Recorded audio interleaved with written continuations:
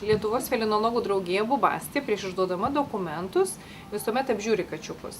Kiekvienas kačiukas prieš iškeliaudamas į naujus namus prieina būtiną veterinarinę apžiūrą. Veterinarinės apžiūros metu gyvūnai yra ne tik tais, kad apžiūrimi, nustatomi defektai, patikrinama jų sveikata, tačiau gyvūnai paskiepinami ir paženklinami. Lietuvos felinologų draugijos Bubastė nariai parduoda tik sveikus, vakcinuotus ir ženklintus gyvūnus. Labai svarbu įsigyti ne tik gražų gyvūną, aukštos veislinės kokybės, tačiau gyvūnas turėtų būti ir sveikas. Labai yra skaudu girdėti, kada gyventojai įsigyja vienokį ir kitokį katinėlį, mokėdami didelius pinigus, tikėdamiesi įsigyti gerą veislinį gyvūną, gauna ne tik gyvūną, tačiau su juo atkeliauja ir ligos.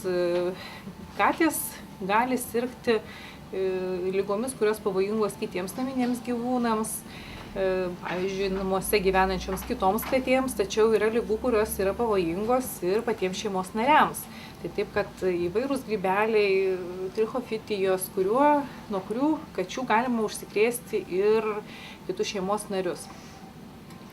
Taip, kad visi gyventojai, planuodami įsigyti katę, turėtų pirmiausia susisiekti su felinologų klubu arba su Lietuvos felinologų draugija Bubastė bei iš veisėjo gauti atitinkamus ne tik kad kilmę patvirtinančius, tačiau ir sveikatą patvirtinančius dokumentus.